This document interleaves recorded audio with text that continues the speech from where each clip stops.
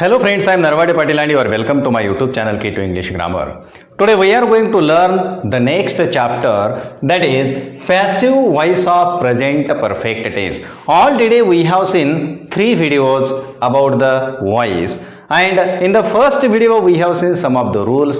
In the second video we have seen how to change active voice into passive voice if it is simple present tense, and in the third video we have seen how to change present continuous tense into passive voice. And let us see now passive voice of present perfect tense. If the given sentence is in present perfect tense, then how to change it into passive voice we are going to learn here.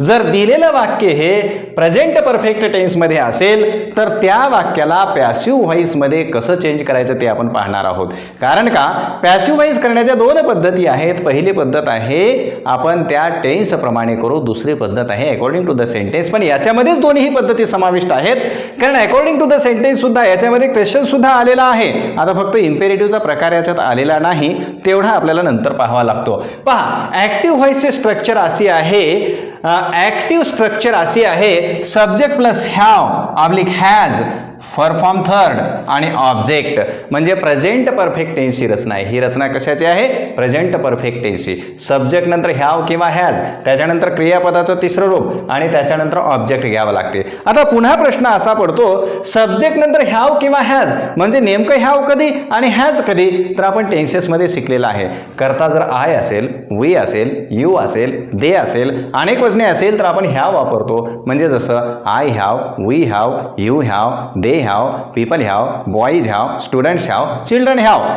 आणि has केव्हा वापरायचं? करता जर ही असेल, शी असेल, it असेल किंवा एकवचनी तृतीय पुरुष म्हणजे सिंग्युलर नंबर थर्ड पर्सन असेल तर. म्हणून आपण नेम घेतलेला आहे. When the subject is I, we, you, they are plural, we use have. And when the subject is he, she, it or singular number third person we use has. This is the rule we have learn in the tenses. Tenses मध्ये तो पाहिलेला आहे. म्हणून जसं he has, she has, it has, a boy has, a child has, children have, a child has, boy has, boys have. अशा पद्धतीने अनेक वचन असेल हॅव, एक वचन असेल हॅज, त्याच्यानंतर कंपल्सरी तिसरं रूप आहे क्रियापदाचं आणि ऑब्जेक्ट पाहिजे त्याला पॅसिव्ह करायचं असेल तर. हे ऍक्टिव्हची स्ट्रक्चर झाली कोणत्या काळाची? प्रेझेंट परफेक्ट टेन्सची. आणि या प्रेझेंट परफेक्ट टेन्स मधील वाक्याला जर ह्या स्ट्रक्चर मध्ये दिलेलं वाक्य असेल तर त्याला पॅसिव्ह कसं करायचं? त्याची रचना अशी आहे पॅसिव्ह व्हॉइस मध्ये, न्यू सब्जेक्ट. आता न्यू सब्जेक्ट म्हणजे सुरुवातीला न्यू सब्जेक्ट कसा येणार?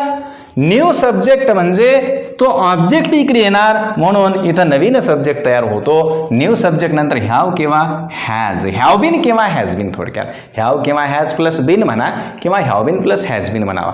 आता हॅव किंवा हॅज म्हणजे पुन्हा नेम तोच आहे. आता इथं कर्त्याप्रमाणे हॅव किंवा हॅज घेतलं आणि पुढच्या वेळा पुन्हा करता तिकडचा इकडे येतो, म्हणजे इथला करता पहिला आणि हा करता दुसरा वेगळा असणार आहे. आणि नवीन कर्त्यानुसार आपल्याला हॅव किंवा हॅज वापरावं लागणार आहे. त्याच्यानंतर बिन वापरावं लागणार आहे, त्याच्यानंतर क्रियापदाचे तिसरे रूप, त्याच्यानंतर बाय आणि न्यू ऑब्जेक्ट अशी स्ट्रक्चर आहे. तर पहा, आपण आता एक एक वाक्य पाहूया. For example, he has opened the box. दिलेल्या रचने प्रमाणे ऍक्टिव्ह व्हॉइस मधील वाक्य आहे. आता हे काय? ही म्हणजे करता आहे. त्याच्यानंतर हॅज, सब्जेक्ट नंतर हॅज आहे. न्यू सब्जेक्ट नंतर हॅव किंवा हॅज, करता जर ही, शी, इट असेल तर आपण हॅज वापरतो, म्हणून सब्जेक्ट नंतर आपण घेतला हॅज. त्याच्यानंतर ओपन्ड जे आहे हे आहे क्रियापदाचे तिसरे रूप, फॉर्म थर्ड आहे. आणि त्याच्यानंतर द बॉक्स हे ऑब्जेक्ट आहे. द बॉक्स हे ऑब्जेक्ट आहे. सब्जेक्ट नंतर हॅज, त्याच्यानंतर क्रियापदाचे तिसरे रूप आणि ऑब्जेक्ट, ही रचना आहे प्रेझेंट परफेक्ट टेन्सची ऍक्टिव्ह व्हॉइसची रचना आहे. म्हणजेच त्याने पेटी उघडलेली आहे, उघडण्याची क्रिया पूर्ण झालेली आहे. Present perfect tense means that action has taken place and its effects are still now. means that action has taken place before the time of speaking. बोलण्याच्या अगोदर ती क्रिया पूर्ण झालेली आहे, चालू नाही. म्हणे पूर्ण झालेली आहे पण फार पूर्वी नाही, नाहीतर भूतकाळ होऊन जाईल तो. म्हणून प्रेझेंट परफेक्ट टेन्स त्या वेळा वापरतो. आता दिलेल्या वाक्याला आपण जेव्हा पॅसिव्ह मध्ये चेंज करतो तेव्हा ऍक्टिव्ह व्हॉइसचा ऑब्जेक्ट काय आहे? The box. ऍक्टिव्ह व्हॉइसचा ऑब्जेक्ट जे आहे ते पॅसिव्ह व्हॉइसच्या सब्जेक्टच्या ठिकाणी येते. Object becomes a subject, so the box this is the new subject. आपण पॅसिव्ह अक्षर काय घेतली, न्यू सब्जेक्ट घ्यावं. आता पहा, अगोदर होतं ही आणि दुसऱ्या वाक्यामध्ये आहे द बॉक्स, म्हणजे सब्जेक्ट चेंज झाला, म्हणून आपण याला म्हणलं new subject. This is new subject, नवीन कर्ता. आणि नवीन कर्त्याच्या नंतर त्याला अनुसरून according to the new subject we have to take either have been or has been. नवीन कर्त्याप्रमाणे हॅव बीन किंवा हॅज बीन घेणं आवश्यक आहे. आता इथं पहा, ही होतं, हॅज वापरलं. आता द बॉक्स जरी म्हणलं तरी सिंग्युलर नंबर थर्ड पर्सन आहे, हे काय प्लुरल नंबर नाही. आणि singular number third person subject असेल तर हॅज वापरतात, आपल्याला माहीत आहे. म्हणून नवीन कर्त्यानंतर सुद्धा आपण काय घेतलं, हॅज. त्याच्यानंतर बिन. द बॉक्स हॅज बिन म्हणजे न्यू सब्जेक्ट आणि हॅव बीन किंवा हॅज बीन पैकी हॅज बीन बसलेला आहे. क्रियापदाचे तिसरे रूप आहे ओपन्ड आणि त्याच्यानंतर बाय आहे आणि न्यू ऑब्जेक्ट झालेला आहे. अगोदरचा ऑब्जेक्ट होता द बॉक्स, ऍक्टिव्ह व्हॉइस मधील ऑब्जेक्ट होता द बॉक्स आणि पॅसिव्ह व्हॉइस मधील ऑब्जेक्ट हा that subject of the active voice goes at the place of object. Active व्हॉइसचा कर्ता पॅसिव्ह व्हॉइसच्या कर्माच्या ठिकाणी जातो, म्हणून हीच हिम झालं. ही नॉमिनेटिव्ह केस आहे, हिम हे ॲक्युझेटिव्ह केस आहे. ही प्रथमा विभक्ती आहे, हे द्वितीय विभक्ती आहे. त्या सर्वनामाला द्वितीय विभक्तीमध्ये नेला असता ते कर्माचं कार्य करते, म्हणून हिम हे ऑब्जेक्ट आहे, हे ऑब्जेक्टिव्ह केस आहे, हे ॲक्युझेटिव्ह केस आहे. म्हणून दिलेल्या वाक्यामध्ये the box has been opened by me याचा अर्थ पेटी त्याच्याकडून उघडल्या गेलेली आहे. बाय हिम, त्याच्याकडून, पेटी त्याच्याकडून उघडल्या गेलेली आहे. या ठिकाणी पेटी महत्वाची आहे, उघडणारा कोण महत्वाचा नाही. आणि इथं उघडणारा महत्वाचा आहे. त्याने पेटी उघडली, उघडणारा महत्वाचा आहे. The opener is important and in the second sentence in the passive voice that box has given the importance more than that person one who opens. जो ओपन करतो त्याच्यापेक्षा महत्व याला जास्त दिलेलं आहे. आता ह्याच वाक्याला आपण काय करूया, let us make it negative one. आता दिलेल्या वाक्याला निगेटिव्ह करताना ही has not open the box, त्याने पेटी उघडलेली नाही. आता यालाही पॅसिव्ह करू, तेच ऑब्जेक्ट सुरुवातीला घेणार द बॉक्स. नवीन कर्त्याप्रमाणे हॅज निगेटिव्ह आहे म्हणून नॉट, त्याच्यानंतर been. The box has been not म्हणायचं नाही, the box has not been म्हणायचं. म्हणजे नो नॉट हे बिनच्या अगोदर वापरले जाते. म्हणून the box has not bin opened by him, पेटी त्याच्याकडून उघडल्या गेलेली नाही. उघडल्या गेलेली आहे, उघडल्या गेलेली नाही. पुन्हा याला प्रश्न केलं. आता पहा, he has opened the box, he has not opened the box. Has he opened the box प्रश्न आहे, येस नो टाईप क्वेश्चन आहे. आणि इथे सुद्धा आपण याला काय करणार आहोत, जशाला तसं. The box has been opened by him, the box has not opened by him, has the box been opened by him. पेटी त्याच्याकडून उघडल्या गेलेली आहे का, प्रश्नार्थक वाक्य. पॅसिव्हला सुद्धा निगेटिव्ह आणि प्रश्न करत चला, ऑटोमॅटिक याचे उत्तर तयार होतात. पाहण्याची गरज पडत नाही, डायरेक्टली सांगता येते. हीच लाईन सांगा म्हणलं तरी सांगता येते. असं म्हणता येते, the box has been opened by him, the box has not been opened by him, has the box been opened by him, has the box not been opened by him, when has the box been opened by him, when has the box not been opened by him. हे direct इकडची line सांगता येते. एखाद्याने चालता चालता direct एखादं वाक्य सांगितलं, हॅव यू सीन द हे एलिफंट, आणि लगेच पॅसिव्ह करा, has the elephant been seen by you. Direct सांगता येते, पण थोडासा सराव आवश्यक आहे त्यासाठी. It requires sufficient practice. एक विशिष्ट लेवलपर्यंत प्रॅक्टिस झाल्यानंतर चालता चालता असं सहज जरी बोललं तरी सहजही उत्तर सांगता येते. नाही टोटल पॅसिव्ह व्हॉइसमध्येच बोला म्हणलं तरीही बोलता येते. इट रिक्वायर्स प्रॅक्टिस, त्याला प्रॅक्टिस पाहिजे, एवढी मात्र गोष्ट आवश्यक आहे. म्हणून ह्या गोष्टी लक्षात ठेवायचं. यालाही डायरेक्ट करता येते आणि याचा वापर न करताही करता येते. पहा पुढे, has he not opened the box, त्याने पेटी उघडलेली नाही का. आणि पॅसिव्ह व्हॉइस मध्ये वाक्य करताना ऍक्टिव्ह मधील वाक्य प्रश्न असेल तर प्रश्नच राहते, निगेटिव्ह असेल तर निगेटिव्हच राहते, स्टेटमेंट साधं विधानार्थी असेल तर विधानार्थीच राहते.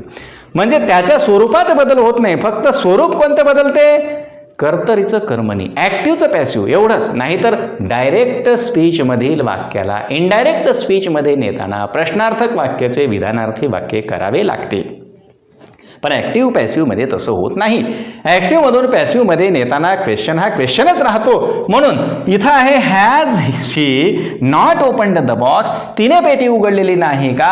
आणि हॅज ऑब्जेक्ट घेतलं द बॉक्स, निगेटिव्ह आहे म्हणून नॉट, आणि वापरतात बिन, आपल्याला माहित आहे. बिन तिसरं रूप opened by him, has the box not been opened by him. पुढे when has he opened the box. आता has he opened the box तिसरा आहे, has he opened the box तिसरा क्वेश्चन आहे. आणि येस नो टाईप क्वेश्चनच्या अगोदर WH word टाकलं, फक्त काय केलं वेन एक्स्ट्रा टाकलं, when has he opened the box. किंवा इथं आपण व्हाय टाकू शकता, why has he opened the box. किंवा how has he opened the box. एखादा WH वर्ड टाकायचा. येस नो टाईप क्वेश्चन अगोदरचा जशाला तसा उचलून घेतला तिसरा आणि त्याच्या आधी WH वर्ड टाकलाय, बाकी काहीच नाही. म्हणून Wien has he opened the box, त्याने पेटी केव्हा उघडलेली आहे. आणि आता पहा मी काय म्हणलं, तिसऱ्या प्रश्नापासून पाचवा प्रश्न तयार केलेला आहे. आता तिसऱ्याचं उत्तर पहा, has the box been opened by him. हे प्रश्नार्थक आहे आणि याच्या आधी फक्त वेन लावलं. When has the box been opened by him. याच्या अगोदर फक्त मी वेन लावलेला आहे आणि जशाला तसा प्रश्न आहे, has the box been opened by him. याच्या आधी वेन लावलं म्हणजे WH क्वेश्चन ॲक्टिव्ह व्हॉइसमधील क्वेश्चन करताना याच्या आधी जो WH वर्ड लावला तोच WH वर्ड याच्या उत्तरालाही लावला तरीही ते उत्तर ऑटोमॅटिक येते. पण असं करावं असं काही कंपल्सरी नाही. If you have practice you can do any how. कशाही पद्धतीने तुम्हाला करता येते सहज, पण प्रॅक्टिस झाल्याच्या नंतरच्या ह्या गोष्टी आहेत, तोपर्यंत थोडंसं विचार करावा लागेल. WH क्वेश्चन आहे, WH वर्ड अगोदर घ्यायचा आपल्याला, त्याच्यानंतर व्हर्बल एखादं व्हर्ब आहे ते घ्यायचं, त्याच्यानंतर ऑब्जेक्ट घ्यायचं, त्याच्यानंतर जशी रचना आहे when has the box been opened by him, त्या थोडासा विचार करणं आवश्यक आहे. पुन्हा when has he not opened the box, active व्हॉइसमधील शेवटचं वाक्य when has he not opened the box, त्याने पेटी केव्हा उघडलेली नाही. आणि when has the box not been opened by him. इथं जर हाऊ घेतलं तर इथंही हाऊ घ्या. इथं जर म्हणलं how has he not opened the box, how has the box not been opened by him. किंवा इथं असेल why has he not opened the box, why has the box not been opened by him. इथं जो WH word आहे तोच WH word, बाकी काहीही changes करण्याची आवश्यकता नाही. आता पुन्हा एक पहा, एकाचे 3 वाक्य करू, बाकीचे आता तोंडी सांगेल मी. पहा, people have praised him. Subject आहे प्लुरल, अनेक वचनी करता आहे म्हणून आपण वापरलं हॅव. करता जर आय ऊ दे किंवा अनेक वचने असेल तर हॅव वापरतात, म्हणून पीपल हॅव प्रेज्ड हिम. लोकांनी त्याची स्तुती केलेली आहे. पॅसिव्ह मध्ये करताना हिम ऑब्जेक्ट आहे त्याला सुरुवातीला घेतलं ही, आणि ही असल्यामुळे हॅज बीन घेतला आपण. पीपल होतं हॅव घेतलं, हिमचं ही झालं आणि त्याला हॅज घेतलं, ही हॅज बीन. तिसरं रूप आहे प्रेज्ड बाय पीपल. या पीपलला तिकडे नेलं people, he has been praised by people. त्याची लोकांकडून प्रशंसा करण्यात आली. People have not praised him. लोकांनी त्याची स्तुती केलेली नाही. He has not been praised by people. लोकांकडून त्याची स्तुती करण्यात आलेली नाही. Have people praised him. लोकांनी त्याची तारीफ केलेली आहे का. Has he been praised by people. अशा पद्धतीने ॲक्टिव्ह व्हॉइसमधील वाक्याला पॅसिव्ह व्हॉइसमध्ये कसं चेंज करायचं आणि तेही प्रेझेंट परफेक्ट टेन्समध्ये असेल तर कसं करायचं आपण पाहिलेलं आहे. लगेच याच्यानंतर पाहणार आहोत आपण. याच्यानंतर प्रेझेंट परफेक्ट कंटिन्युअस टेन्स जो असतो त्याचे पॅसिव्ह व्हॉइस होत नाही. म्हणून जर दिलेलं वाक्य प्रेझेंट परफेक्ट टेन्स असेल तर त्याला पॅसिव्ह करता येत नाही. 12 काळापैकी फक्त 8 काळाचे पॅसिव्ह करता येते, 4 काळाचे करता येत नाही. याच्यानंतर आपण लगेच पाहूया. Right down this.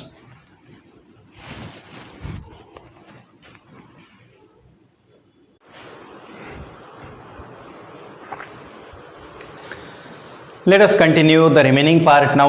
Already we have seen how to change the present perfect tense into passive voice. जर दिलेलं वाक्य हे प्रेझेंट परफेक्ट टेन्समध्ये असेल तर त्याला पॅसिव्ह कसं करावं आपण पाहिलेलं आहे. आणि त्याच्यानंतरचा पुढील टेन्स आहे प्रेझेंट परफेक्ट कंटिन्युअस टेन्स.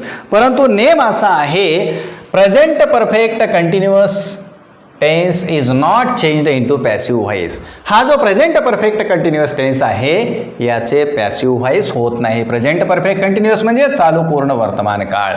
याचे पॅसिव्ह व्हॉइस करता येत नाही. तरी परंतु काही लोकांनी यालाही पॅसिव्ह करण्याचा प्रयत्न केलेला आहे. मग याला पॅसिव्ह केलं तर होते कसं तेही आपण पाहूया. पहा, याची स्ट्रक्चर सुद्धा आपल्याला माहीत असली पाहिजे. अगोदर प्रेझेंट परफेक्ट कंटिन्युअसची स्ट्रक्चर आपल्याला माहीत असली पाहिजे. स्ट्रक्चर असे आहे, प्रेझेंट परफेक्ट कंटिन्युअसचे सब्जेक्ट घ्यावा लागते हॅव किंवा has been plus V4 plus object. आता V4 म्हणजेच V1 प्लस ING, सब्जेक्ट नंतर हॅव किंवा हॅज नंतर been plus V4 plus ING अशी स्ट्रक्चर असते प्रेझेंट परफेक्ट कंटिन्युअस. जर दिलेलं वाक्य हे त्याच्यामध्ये अगोदरच जर बीन असेल तर मात्र बीन आणि ING दोन्ही असेल तर आता मात्र त्याला पॅसिव्ह करणं अवघड असते, म्हणजे करता येत नाही. तर पहा, दिलेलं वाक्य I have been teaching English for 22 years. आता दिलेल्या वाक्यामध्ये आय हॅव बीन टीचिंग, मी शिकवत आलेलो आहे. I have been teaching English, मी इंग्रजी शिकवत आलेलो आहे, एवढं वाक्य घेतलं तरीही चालते. परंतु अधिक पुढे आपण काय केलं, एक कॉम्प्लिमेंट म्हणून एक्स्ट्रा भाग टाकला फॉर 22 इयर्स. आता आपल्याला याच्यातील सब्जेक्ट कोणता आहे ओळखायचा, आय आहे. आय सब्जेक्ट असेल तर हॅव वापरतात, त्याच्यानंतर बीन वापरतात, त्याच्यानंतर टीचिंग हे क्रियापदाचे चौथे रूप आहे, इंग्लिश हे ऑब्जेक्ट आहे आणि हा जो रिमेनिंग भाग आहे याला आपण कॉम्प्लिमेंट असे म्हणतो. मग अशा वाक्याला पॅसिव्ह व्हॉइस करताना आपण आपला नेम पूर्वीचा लावून याला पॅसिव्ह करण्याचा प्रयत्न करू. दिलेल्या वाक्यातील ऑब्जेक्ट आहे इंग्लिश म्हणून आपण सुरुवातीला घेऊ इंग्लिश. त्याच्यानंतर नवीन कर्त्याप्रमाणे हॅव किंवा हॅज घ्यायचं. इंग्लिश हे एक वचन आहे, सिंग्युलर नंबर थर्ड पर्सन आहे म्हणून आपण घेतलं हॅज, त्याच्यानंतर घेतलं बीन. हॅव किंवा हॅज नंतर बीन घेतात. परंतु जेव्हा जेव्हा दिलेल्या वाक्यामध्ये ING युक्त रूप येते, ING युक्त रूप आलं तर तेव्हा बीइंग वापरावं लागते म्हणून आपण वापरलं बीइंग. म्हणून इंग्लिश हॅज बीन बीइंग आणि क्रियापदाचे तिसरे रूप टीचिंगचं केलं टॉट, त्याच्यानंतर बाय आणि कर्त्याला शेवटी घेतलं मी. English has been taught by me, English has been being taught by me. राहिलेला भाग कॉम्प्लिमेंट तसाच घेतला फॉर 22 इयर्स, जशाला तसा भाग घेतला. आता हे वाक्य नियमाप्रमाणे आपण पॅसिव्हमध्ये केलेलं आहे, परंतु याला काही अर्थ मिळत नाही. म्हणून इंग्लिश हॅज बीन बीइंग असं घेतल्यानंतर याला मॉडर्न इंग्लिशमध्ये अर्थ प्राप्त होत नाही. म्हणून जरी हे वाक्य बरोबर आहे असं दिसत असलं तरी बीन आणि बीइंग असे दोन दोन शब्द म्हणजे एकाच प्रकारचे एकाच वाक्यात वापरले जात नाही. In modern English this is not accepted. So generally we say this is not the correct type. हा करेक्ट प्रकार नाही, परंतु काही ग्रामेरियननी काही व्याकरणकारांनी अशा पद्धतीने त्या वाक्याला पॅसिव्हमध्ये करून दिलेलं आहे. तर तुम्हाला फक्त माहीत असावं म्हणून सांगतो. जर कोणी करता येतेच म्हणत असेल ठीक आहे, करून देतो म्हणायचं. इंग्लिश हॅज बीन, ING साठी घ्यायचं बीइंग, क्रियापदाचे तिसरे रूप टॉट बाय मी आणि राहिलेला भाग जशाला तसा घ्यायचा. हे पॅसिव्ह व्हॉइस. परंतु परीक्षेमध्ये असं येत नाही, लिहायची गरज नसते. आता हा काळ झाल्यानंतर present perfect continuous tense is not change into passive voice we have seen and the next tense is that passive voice of simple past tense. आता प्रेझेंटचे 4 प्रकार झाले. सिंपल प्रेझेंट झाला, प्रेझेंट कंटिन्युअस झाला, प्रेझेंट परफेक्ट झाला, present perfect continuous change होत नाही तरी पण झाला आणि त्याच्या पुढे आहे simple past tense, passive voice of simple past tense. साधा भूतकाळ जर असेल, साध्या भूतकाळाचे पॅसिव्ह व्हॉइस करायचं. आता ह्याला मात्र करता येते. पहा, सिंपल पास्ट टेन्सची स्ट्रक्चर पहा. आधी सब्जेक्ट आहे, क्रियापदाचे दुसरे रूप आहे आणि ऑब्जेक्ट म्हणजे कर्म आहे. Subject plus verb form second plus object, this is structure of the simple past tense. And while changing it into the passive voice we have to write in the next structure. आता पुढील रचनेमध्ये लिहावं लागते. Object हे सब्जेक्टच्या ठिकाणी येते म्हणून आपण त्याला सोप्या भाषेमध्ये म्हणून न्यू सब्जेक्ट. आधी पॅसिव्ह व्हॉइस करताना ऑब्जेक्ट बिकम्स सब्जेक्ट आणि ऍक्टिव्ह व्हॉइसचा ऑब्जेक्ट पॅसिव्ह व्हॉइसचा सब्जेक्ट बनते. म्हणून इथं घेतलं न्यू सब्जेक्ट प्लस भूतकाळ असल्यामुळे वॉज किंवा वेअर. एक वचने करता असेल तर वॉज वापरायचं. नवीन करता घेतल्यानंतर कर्त्यानुरूप if the subject is singular we should use was and if the subject is plural we should use were. दोन्हीपैकी एक. त्याच्यानंतर क्रियापदाचे तिसरे रूप, त्याच्यानंतर जो करतो त्याच्याकडून याच्यासाठी बाय आणि न्यू ऑब्जेक्ट म्हणजे subject of the active voice goes at the place of object. Active व्हॉइसचा करता पॅसिव्ह व्हॉइसच्या कर्माच्या ठिकाणी जातो आणि त्याला शेवटी टाकायचं, त्याची द्वितीय विभक्ती करायची, त्याची ऑब्जेक्टिव्ह केस करायची. हे स्ट्रक्चर आहे. मग पहा आता he sent a message. He sent a message. आता ही हा करता आहे, सब्जेक्ट आहे, त्याच्यानंतर सेंट हे वर्ब फॉर्म सेकंड आहे आणि अ मॅसेज हे ऑब्जेक्ट आहे. ही सेंट अ मॅसेज. त्याने एक मॅसेज म्हणजे संदेश पाठवला. त्याने एक संदेश पाठवला. Subject plus verb form second plus object असा आहे. मग आता ह्या वाक्याला आपण जेव्हा पॅसिव्ह मध्ये करणार आहोत तेव्हा ऑब्जेक्ट सुरुवातीला घ्यायचं अ मॅसेज. नवीन सब्जेक्ट आहे अ मॅसेज आणि नवीन कर्त्याप्रमाणे न्यू सब्जेक्ट प्रमाणे वॉज किंवा वर घ्यावे. A message, this is the singular subject, so we have taken was. A message was. त्याच्यानंतर क्रियापदाचं तिसरं रूप घ्यावे तर सेंट हे वर्ब फॉर्म थर्ड आहे. तुम्ही म्हणाल इथं सेकंड म्हणलं सेंट होता नाही, इथं थर्ड म्हणलं, असं का? कारण का सेंड, सेंट, सेंट, सेंडिंग दुसरं आणि तिसरं रूप हे सारखंच आहे. सेंट दुसरं पण आहे, सेंट तिसरं पण आहे, म्हणून इथं. पण जर आपण पॅसिव्हमध्ये घेतलं तर ते नेहमी तिसरंच असते, हे लक्षात ठेवायचं. अ मॅसेज वॉज सेंट. कोणाकडून? कोणीतरी एजंट आहे म्हणून बाय, आणि हिम म्हणजे इकडचा करता ही होता आणि हे नॉमिनेटिव्ह केस होते, प्रथमा विभक्ती होते आणि याला द्वितीय विभक्तीमध्ये नेलं आणि ऑब्जेक्ट केलं हिम. अशा पद्धतीने एक संदेश त्याच्याकडून पाठवल्या गेला. त्याने एक संदेश पाठवला, एक संदेश त्याच्याकडून पाठवला गेला. अशा पद्धतीने आपण याला काय केलं? पॅसिव्ह व्हॉइसमध्ये केलेलं आहे. लक्षात आलं? पुढे पहा. He did not send a message. हा, he did not send a message अर्थ आहे त्याने संदेश पाठवला नाही. आता पुन्हा एकदा स्ट्रक्चर पहा. ही सेंट आहे आणि इथं ही नंतर डिड नॉट नंतर सेंड आहे. याचा नियम असा आहे, साध्या भूतकाळातील वाक्याचे नकारार्थी किंवा प्रश्नार्थक वाक्य बनवताना डीड या सहाय्यकारी क्रियापदाचा वापर करावा लागतो आणि डीड नंतर मुख्य क्रियापदाचे पहिले रूप वापरतात, म्हणून डीड हे भूतकाळी रूप आहे आणि त्याच्यानंतर सेंड हे पहिलेच रूप लिहावं लागते. डीड नंतर पहिलं रूप येते, दुसरं येत नाही, म्हणून हे did not send a message, त्याने संदेश पाठवला नाही. आणि अ मॅसेज इथं घेतलं. अ मॅसेज पुढे पॅसिव्ह करताना अ मॅसेज हा सब्जेक्टच्या ठिकाणी आला ऑब्जेक्ट, त्याच्यानंतर सिंग्युलर आहे म्हणून वॉज नॉट. डिड नॉट म्हणजे निगेटिव्ह आहे, सेंट तिसरं रूप आहे आणि by him he becomes by him. A message was not sent by him. किंवा पुढे पहा. Did he send a message. पुन्हा प्रश्न केला, डिड सुरुवातीला घेतलं त्याच्यानंतर ही. डिड ही सेंड, नेहमी डिड नंतर क्रियापदाचं पहिलं रूप वापरावं. Did he send a message, त्याने मेसेज पाठवला का? Was a message. Sent by him was a message. प्रश्नाला प्रश्न करायचा, हा प्रश्न आहे म्हणून इथं सुद्धा आपण वॉजने प्रश्न केला. Was a message sent by him, त्याच्याकडून मेसेज पाठवण्यात आला का म्हणजे आला होता का अशा अर्थाने. Did he not send a message, पुन्हा याला निगेटिव्ह केलं. प्रश्नाला did he not send a message, was a message not sent by him. Message म्हणजे संदेश त्याच्याकडून पाठवण्यात आला नव्हता का. पुन्हा when did he send a message. When did he send a message, त्याने एक संदेश केव्हा पाठवला. And when was a message sent by him. When was a message sent by him? This is the passive voice. And when did he not send a message? पुन्हा त्याला negative केलं. When was a message not sent by him? In this way, we have seen passive voice of simple past tense. In the next video, let us see the next tenses.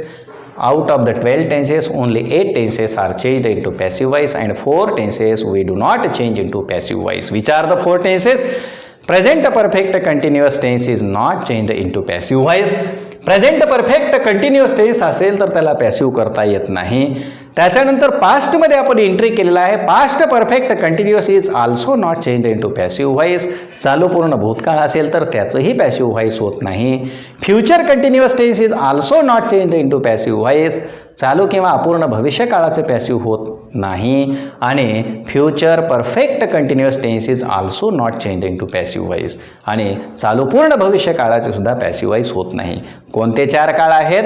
Present perfect continuous 1, past perfect continuous 2, future continuous 3, future perfect continuous 4 अशा 4 काळाचे passive voice होत नाही.